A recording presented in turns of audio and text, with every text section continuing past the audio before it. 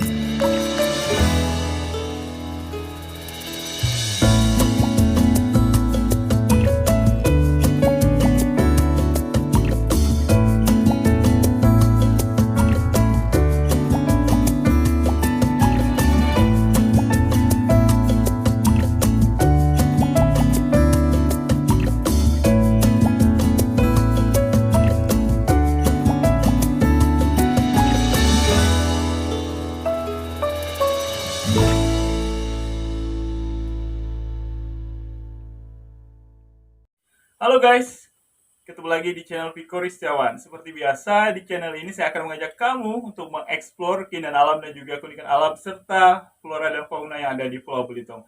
Dan untuk edisi kali ini masih di edisi bulan Ramadan dan saya sudah berada di sebuah destinasi wisata atau sebuah geosite ya, yang letaknya di Desa Sukamandi, Kecamatan Damar. Dan di sebelah saya sudah ada seorang yang sangat berperan penting di destinasi ini. Siapakah dia? Langsung saja saya akan perkenalkan dengan kalian. Ini ada Bang Ferry. Ya.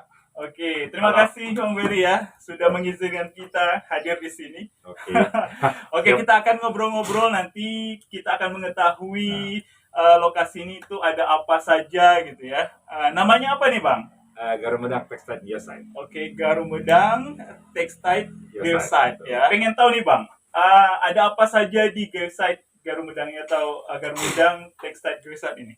Geosite ini adalah geosite yang menguatkan warisan geologi dunia yang menjadi kekuatan geologi di Belitung, sehingga aspek-aspek yang ada di sini adalah aspek yang berkaitan dengan edukasi dan atraksi yang menguatkan kepada warisan geologi dunia tersebut.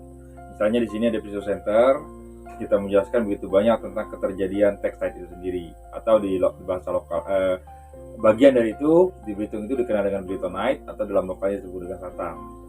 Sa itu ada timah, tam itu adalah empedu, berarti empedu timah atau dalam bahasa Inggrisnya heart of tin, folklore-nya. Terus di sini juga kita berusaha untuk menguatkan aspek-aspek fasilitas. Misalnya toilet, kita tidak hanya sebagai toilet tapi kita kuatkan aspek artistiknya. Bagaimana bahasa lokal kita sandingkan dengan berbagai bahasa dunia. Nah, nantinya kita berencana untuk membangun eco toilet. Terus begitu selanjutnya kita tetap menjaga kelestarian alamnya tanpa mengubah bentang alamnya, karena itu adalah bagian dari konsep konservasi dari satu geosite.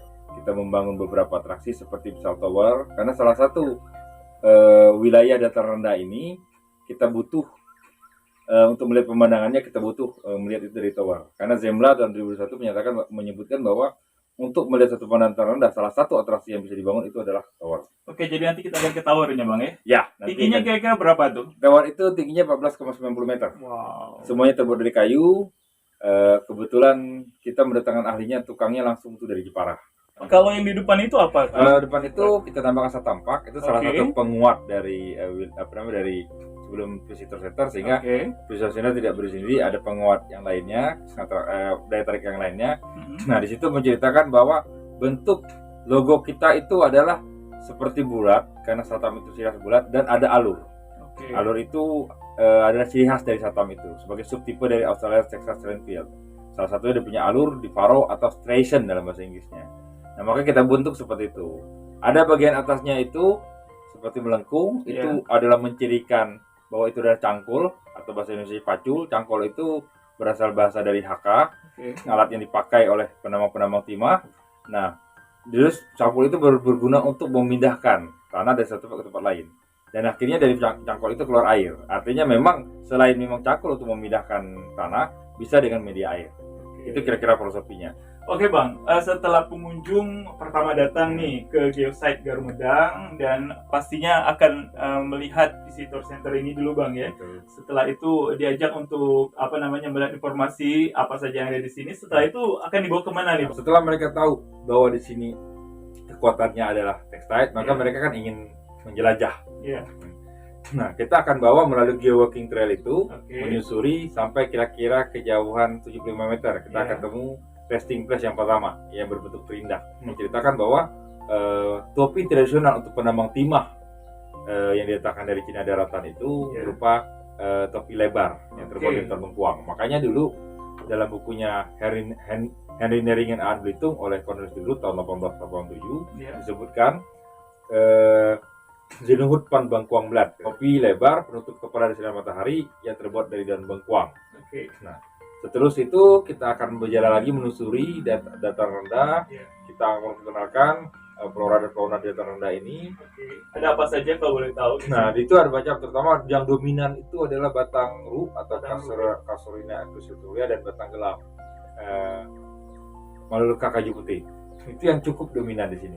Yang paling endemik, walaupun ada beberapa lain yang lain seperti Rhodophyta cementosa yang kita bisa menceritakan sejarah erosi besar-besaran di Belitung yang berkaitan juga dengan keterdapan satam dan timah, sehingga kita tahu kenapa tumbuhan dataran rendah ini ada di sini.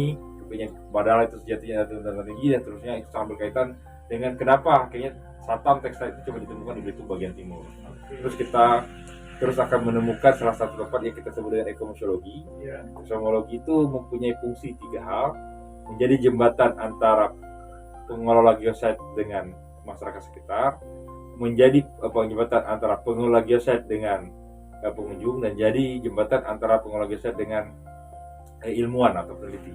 Karena apa yang kita ceritakan tentang kaksa, satam, tekstil dan timah tersebut akan kita uraikan secara visual di situ, sehingga pengunjung bisa belajar. Kita juga akan melakukan geocaching di situ. Geocaching itu salah satu atraksi yang kita berikan ke pengunjung, sehingga mereka langsung bisa melakukan bagaimana sih mendulang timah itu. Lalulah kita masuk ke wilayah camping ground, geocamping ground. Wilayah itu sekitar 2 hektar. Di situ kita bisa ngeliat sunrise dan sunset pada waktunya ya. Di situ dataran yang terhampar luas, orang bisa bersantai sambil melihat pemandangan, karena situ sangat indah pemandangannya, sambil juga melihat jembatan yang unik. Jembatan itu melengkung sehingga dari bawahnya bisa dilewatin sampan, dan sekalian juga kita menawarkan atraksi sampan di situ. Oke guys, itu tadi penjelasan dari Bang Ferry ya. Jadi buruan buat kamu yang belum pernah ke sini, buat kamu yang ada di seputaran Belitung Timur khususnya, maupun di Belitung Barat ataupun yang di luar dari Pulau Belitung, silakan berkunjung ke Geosite Garumedang. Apalagi untuk hari ini masih di suasana Ramadan, buat kamu yang pengen ngabuburit ya, untuk pemuda-pemudi silahkan aja nongkrong di sini melihat sunset ya Bang ya, betul. Sambil menunggu buka puasa bersama. Oke, sip.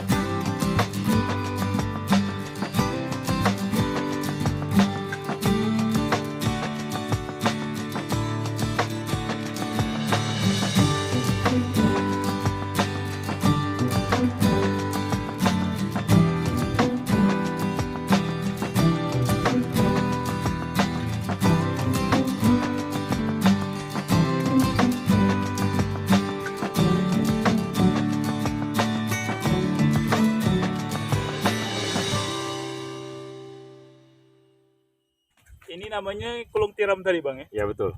Kenapa dinamakan Kulong Tiram itu Bang? Jadi sejarahnya pada saat pembukaan tambang di sini banyak ditemukan tiram, Oh gitu. oyster. Jadi itu ya, sehingga penambang waktu itu memudahkan penambang yang namanya dinamakan kolong tiram. Oke, jadi kolong ini tuh awalnya dari proses penambangan gitu. Betul. Jadi dulunya di sini dibuat karena timahnya itu kayak di bagian dataran yang lebih tinggi, Iya. mereka butuh air. Tapi kalau mereka langsung buka cuma tampungan air murni itu kan sayang. Sehingga mereka membuka tampungan air sebagai penambangan timahnya. Sehingga kos biaya pembuatan tampungan air tersebut terkompensasi dengan hasil timahnya. Nah, inilah salah satu ciri khas dari sejarah dari kolong tiram ini.